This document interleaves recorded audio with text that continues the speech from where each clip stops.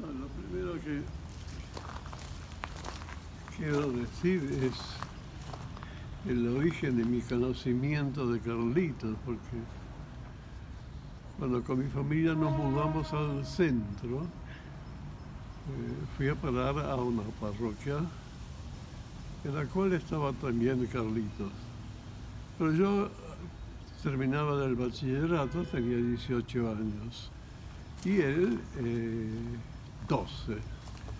Supongo que con la aceptación de la familia, él iba allá. Ellos vivían en Buenos Aires, en la calle Guise, y los encuentros eran en la parroquia del Santísimo Sacramento. Esta parroquia está detrás del edificio Carnac.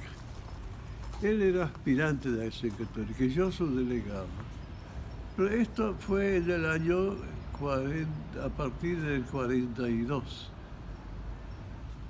No duró mucho porque yo en el año 46 entré al seminario.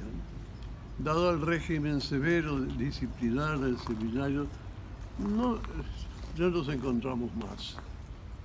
Terminé el estudio de sacerdocio en el año 53 y luego pasé a parroquia, y otra parroquia. Y Carlitos, para esa época, decidió entrar al seminario. Se habrá ordenado, sospecho, 8 años después, o 7, o sea, en el 61. Démonos cuenta que estamos en la época del Concilio Vaticano II, anunciado por el Papa Gordito. Eso creó en Buenos Aires, y en todo el país y en todo el mundo, un clima de expectativa. Recuerdo que nos juntábamos en una parroquia, creo que se llamaba Santa Elisa, unos 20, 25 sacerdotes, para hablar sobre la reforma en la iglesia. Por esa época también estaba fuerte en Buenos Aires la presencia de movimientos socialistas, gente que hablaba mucho del pobre. Claro, lo que lo hacía eran gente que hablaba desde arriba. Pero esto despertó un gusto entre los sacerdotes jóvenes, entre tanto también de Carlitos Mujica. Ahí se empezó a aplicar lo que podríamos llamar la teología de las realidades terrenas, que es un pensamiento europeo. Este pensamiento movió a los sacerdotes y muchos, no tantos, fueron a las villas que comenzaban a existir. Carlitos también fue a una villa, era de retiro. Pero es interesante ver el proceso, un proceso que digamos era desde Censo. Empezó como sacerdote siendo algo así como secretario del cardenal Callano. Logró despegarse y fue a acompañarlo al señor Iriarte, a Reconquista, y luego estuvo con el Goya.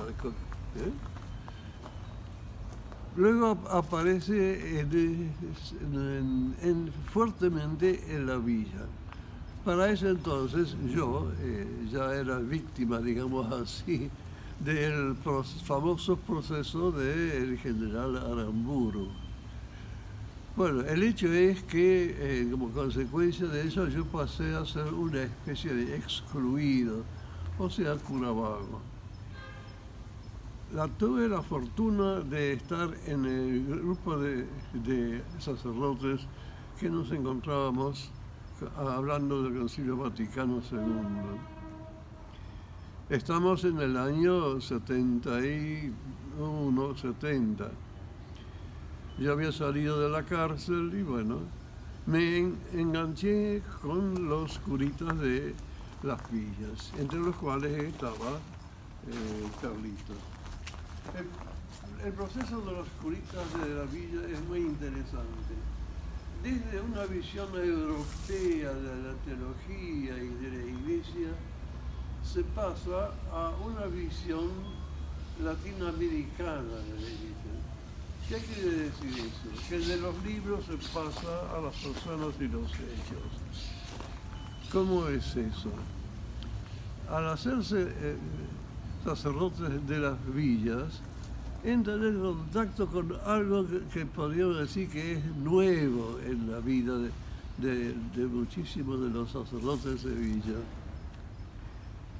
Donde, fijémonos, se pasa a una postura distinta, a aprender, a escuchar.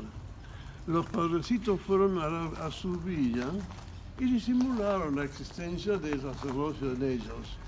Nadie sabía que eran sacerdotes, pero sí finalmente fueron apareciendo gentes que los veían en la capilla y se dieron cuenta que eran sacerdotes.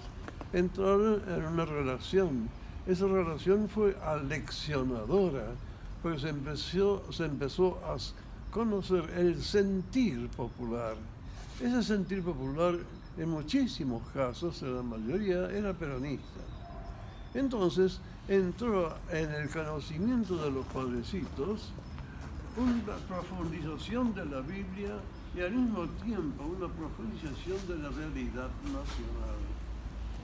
Fue así entonces que comenzaron a vivir lo que se llamaría el sentir popular. Quiero hacer notar el título que les podría dar a esa situación de descenso. Y me apoyo en algún texto como es, por ejemplo, de la epístola a los Filipenses, en el capítulo 2, donde se habla del sentir de Jesús. Dice Pablo, tengan los mismos sentimientos de Cristo Jesús. ¿Y cuáles son los sentimientos de Cristo Jesús? Dios lo describe Pablo así, es Dios. Y sin dejar de ser Dios, se hace hombre. Y hay un gran misterio que se nos revelará cuando vuelva Jesús. Mientras no sabemos explicar nada, pero sí reconocerlo. Ese descenso hace que Jesús se mezcle y sea uno de nosotros, los seres humanos, y en especial de la gente necesitada, carenciada o con debilidades humanas, de enfermedad, o sea, aquellas que necesitan auxilio. Ese sentir de Cristo Jesús se comunica a los sacerdotes. Yo quiero hacer notar de que en el caso de Carlitos, cosa que Carlitos muchísimas veces me había hecho notar en las conversaciones que teníamos en particular, por las dificultades que se creaban por su postura evidente, ¿qué resultaba? Que él se afirmaba en el sacerdocio y su frase siempre fue clara: yo soy sacerdote y quiero ser sacerdote. Eso lo movió a profundizar su realidad en las villas. Y el conocimiento de los pobres hace que él se transforme en un referente interesante del movimiento de sacerdotes para el tercer mundo, cuyo objetivo central es ser sacerdotes de los pobres de los pueblos y de los pueblos pobres. Por eso muchas veces lo llamaban a Carlitos.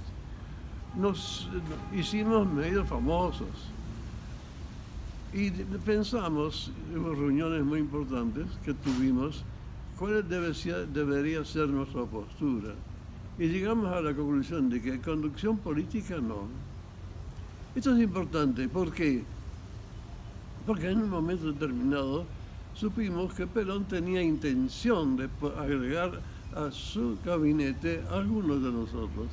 Le mandamos una carta a Perón en la cual indicábamos nuestro deseo era estar con los pobres, con el sentir y vivir su experiencia religiosa política, la de ellos, como individuos y como mundo pobre que tiene que crecer y pasar a lo que posteriormente el Papa Francisco denominó fraternidad y dignidad.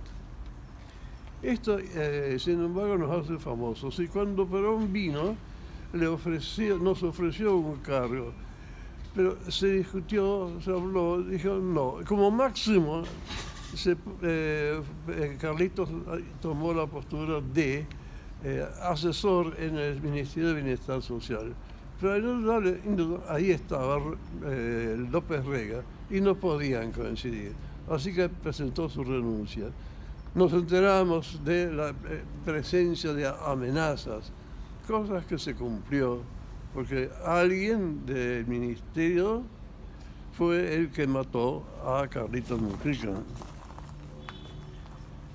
El hecho es que nosotros seguimos siendo, con Carlitos al frente, gente que manifestaba el Evangelio en esa gran realidad que es Dios, defensor de los oprimidos. Este pensamiento es un pensamiento guía muy importante para la vivencia de Carlitos y por supuesto que era de los padrecitos del tercer mundo. Aparece muchas veces y es un tema central. Este tema marca nuestra postura. Y lo bueno es que Carlitos era muy rápido en el pensamiento. Por eso era muchas veces llamado como referente en las audiciones de televisión, por ejemplo.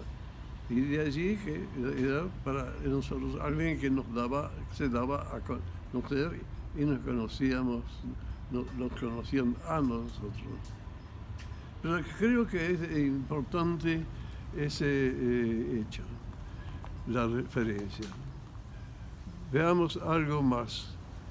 Al estar en contacto con los padrecitos de las villas, entré en algo que ellos ya tenían como propio, el ambiente del mundo trabajador, del mundo pobre, del mundo peronista. Eso es muy importante porque Carlitos deja, a través de ese descenso que estuve describiendo, deja su clase y pasa a ser parte del mundo, manifiesta parte del mundo pobre. Hubo muchos de su grupo social que lo acusaban de abandonar a los suyos. Lo que pasa es que Carlitos no abandonaba a los suyos. Tenía amigos en distintos niveles y esa era una gran disposición de él de apertura. Nadie quedaba fuera, sino todo el mundo era llamado por el Evangelio de Jesús. ¿A qué? A participar de aquello que nosotros conocimos con el trabajo y que está definido en la Biblia muchas veces. Es decir, ¿para qué nos ha creado Dios? Nos ha creado para hacer que fuéramos finalmente partícipes de la divinidad de Dios, de sus obras, de su nombre, de su doctrina y del amor mutuo. Esto del amor mutuo es una cosa muy importante. Así como se da en la Trinidad, así se da en los hombres. Carlitos se dejaba llevar por esto, que aparece en el Evangelio de San Juan. El mandamiento de Jesús. ¿Cuál es el mandamiento de Jesús? Ámense los unos a los otros como yo los he amado. ¿Y cuál es el gesto de amor de Jesús? La misericordia. ¿Qué es misericordia? Donación, cercanía y compasión, pero fuertemente donación. Carlitos llegó a donar su propia vida, tal como lo hizo Jesús. Muchas gracias.